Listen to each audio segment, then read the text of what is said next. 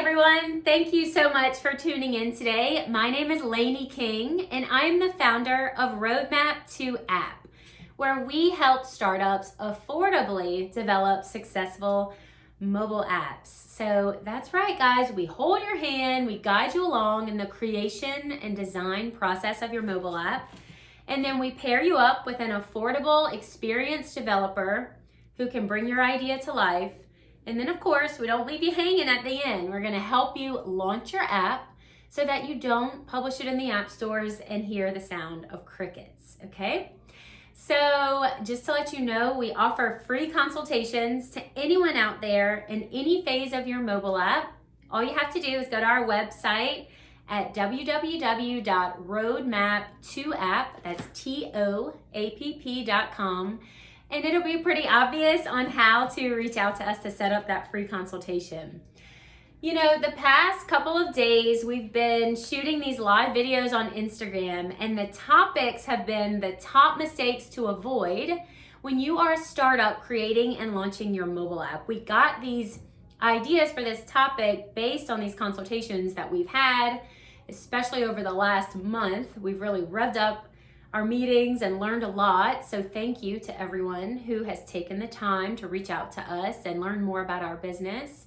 And I want to say a special thanks to those of you who have reached out just over the last 24 hours or so after watching one of these videos. We're so excited to have heard from some of you, and we really look forward to speaking to you tomorrow and next week during those Zoom meetings. So let's get started on today's top. This is the third mistake that we've identified that startups are making when they are about to launch their app. So the last couple of days, what we've covered, I'm not going to go into detail. You have to go back and watch those videos. But what we've covered are kind of in a sequential order of how you would create, design, develop, and launch your app. We started in that creation design phase, and we pointed out that one of the top mistakes that startups make is instead of taking the time to meet with a UI UX designer to make sure they are going to have a professional looking, beautiful, user-friendly, very intuitive app made by their developer, the average startup just goes straight to a developer, right? And they say, here you go, here's my idea, now we'll just bring it to life. And the developer, of course, is like, sure, I can do that for you. But the developer skill set is in programming and coding. So they can make your app do, a good developer can make it do whatever you want it to do, okay? But it might not look so pretty. And the problem is, y'all, in 2021, users are expecting professional looking apps. No more of these amateur apps. That doesn't fly anymore, okay? Which is why only 1 in every 10,000 apps that are in the app stores is succeeding. That's a statistic done by a study, not by me. But anyways, it's because a lot of these apps, people have these good ideas. They might even be 1 in a million ideas, but their execution is poor because they did not consult a designer, just to be frank, okay? So go listen to that video to learn more about why it's vital to use a designer. The next thing we talked about yesterday is once you have those design files, the average startup will say, okay, let me go to Google and find a software development agency to work with to bring this to life. Next thing you know, they're getting a $150,000 quote. So then they freak out and they go give away 50% of their business in equity and try to get funding and get into massive amounts of debt just to bring their initial minimum viable product, MVP app, to life. And that is not okay if you're a startup. It's just not the way to do it. A lot of people don't realize that there is another way, and that is to find a freelance developer or a smaller group of freelance developers who have not established themselves as $1 million software development agency and use their lower rate to bring your custom app to life. That is what we specialize in. Yeah, some people say, well, Laney, isn't Roadmap to App a software development agency? I mean, aren't you developing apps? Why do you always say don't use one? And I want to clarify a couple of things. If you are a corporation with a $300,000 app budget, please, for the love of God, go to a software development agency and have a wonderful experience there. Those people are very able to do that for you. I mean, that's the whole point of a software development agency, is to create mobile apps for large businesses or corporations. But for startups, we suggest a new type of software development agency, and that's what Roadmap to App is. We, based on our 8 years in the mobile app industry, because of course we have our own app, in case you don't realize, that we launched, called the Crawfish App. It has over 500,000 downloads. It's very successful, 6-figure profit and revenue each year. Because of our experience in this industry, we have relationships. We've met a ton of developers, a lot of them who are not part of these big agencies, who can charge a lower hourly rate, and that is who we use to get your quote for you. So there is a new way to do things, and that's the message that we're trying to spread. All right, let's see. I've spent 6 minutes reviewing what we've gone over the last couple of days. Y'all are like, Laney, get to the point. What is the third mistake? At this point, if you have a pen and paper handy, I'd love for you to get it out. If you have not yet launched your app, this is, I'm going to actually share 3 tactics, 3 things that I want you to do that a successful startup will do, but the average entrepreneur or startup might not think of these things, okay? And of course, this is what we did to get our app launched, and garnered about 60,000 downloads in the first 2 or 3 months that we were out there, and we spent $0 on advertising and marketing because we didn't really have any money to spend, right? So let me tell you how we did it, okay? Here's the mistake. First, I'll identify the mistake. The average startup will put their app, publish their app in the app stores, and they'll have this big dream that people will just find their app and everyone will download it. It'll be great, and then they don't get a single download. They convince a few of their friends to download it to make them feel better, but at the end of the day, no one downloads it. So the next thing the average startup will do is say, okay, guys, we got to get some money. We need an advertising budget here. Like, let's create a commercial. Let's get some viral videos going on Facebook. Let's advertise on Instagram. Let's reach out to the radio, see if they'll do a commercial for us. We need to get some users. Let's pay for them, and let's get an advertising budget. So I am here today to challenge you to do what a successful startup does, okay? And here's 3 ideas for you that you can write down for your launch. The first thing is not really actually, something that you can go out and do, but it's just a concept that I need you to please listen, and listen carefully to this. The first thing I want you to do is I want you to launch your app during a relevant time in your industry, okay? This is very important if you want to get downloads, okay? Let me give you a couple of examples. If you are a crawfish pricing app called the Crawfish App, and your app is ready to roll in November or December, okay? For those of you who don't know, crawfish season really revs up after the new year around February. And you try to launch your app because, man, it's ready and you're excited. So let's go ahead and get this app launched. Y'all, come on, it's December, this is perfect. Maybe we'll have enough users by crawfish season, and you launch in December. What's gonna happen is no one is thinking about crawfish. No one cares what the prices of crawfish are because it's December, and the only thing on their minds are the college football championship games, right?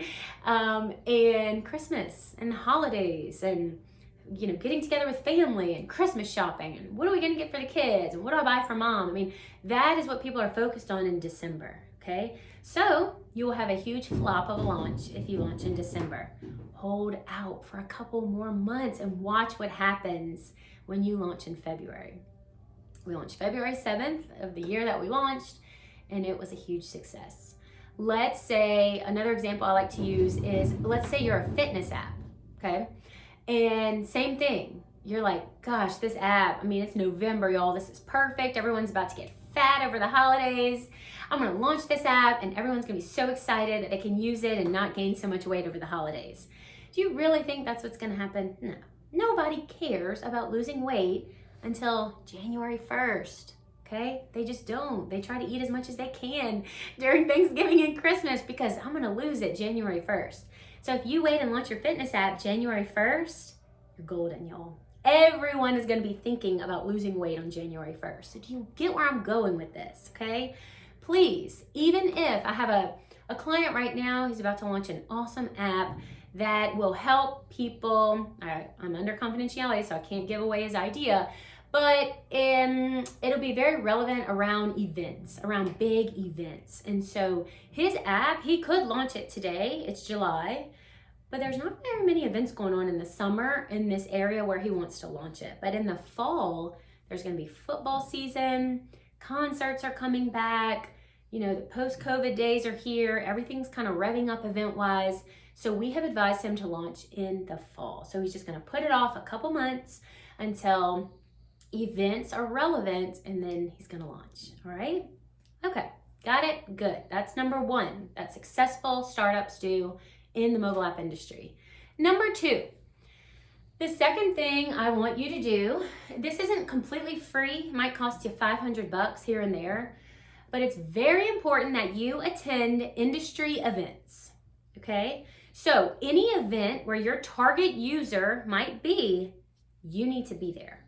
So what's a target user? A target user is the ideal person who you know that when they hear that your app exists, they're going to want to download it. In our case, our target user is someone who loves to boil crawfish. So we knew that when people found out, oh wow, instead of having to call 10 different places to figure out what their crawfish prices are, I can just check them all on this app. Of course I'll do it. It's free. Of course I'll download it. Why not?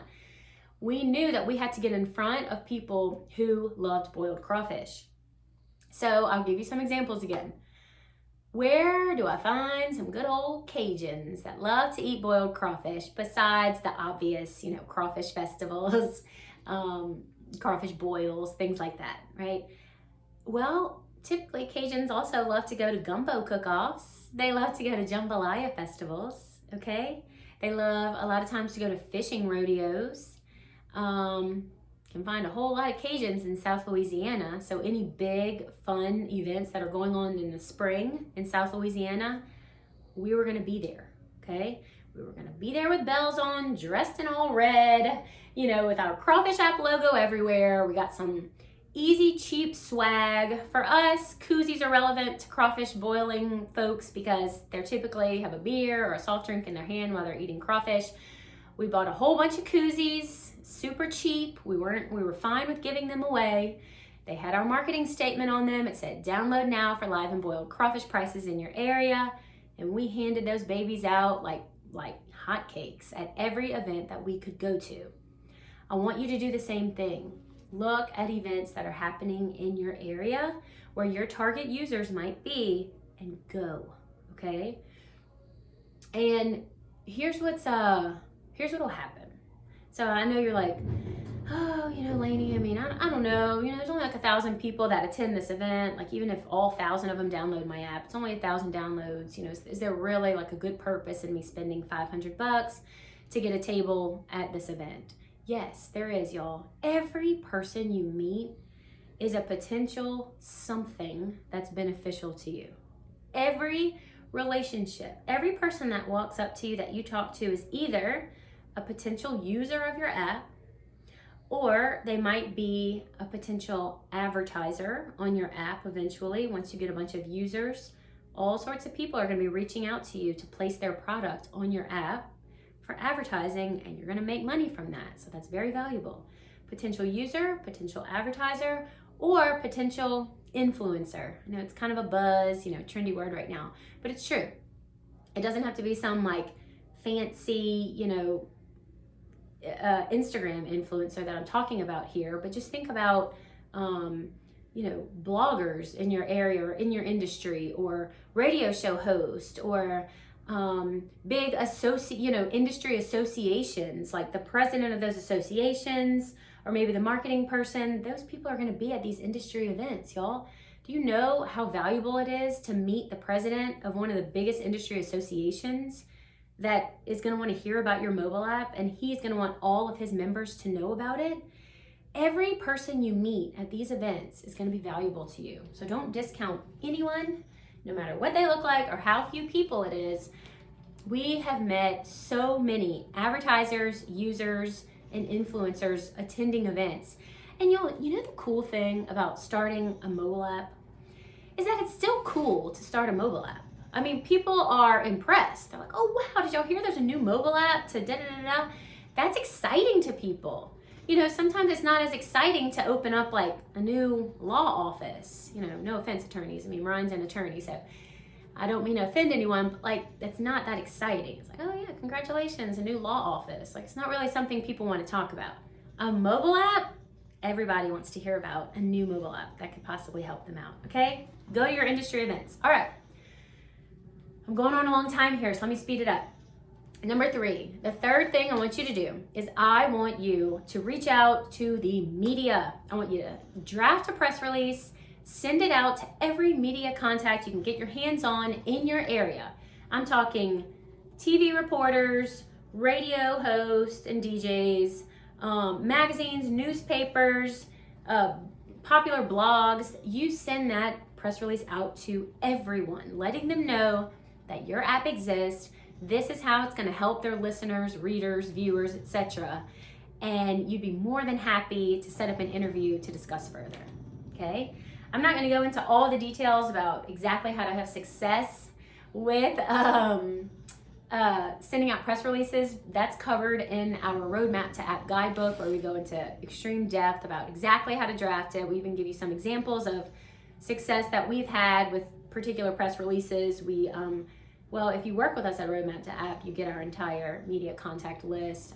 That's something, a special service that we include in any quote that we give out. So I can't give away all my secrets here in this free video, right?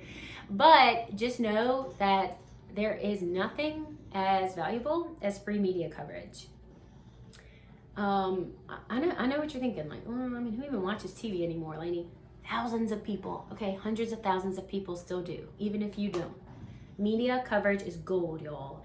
And having the local media endorse your product by talking about it and covering it in their news or on their blog or on the radio, you would not believe how many downloads you will get from that. So much more than paying for ads to run.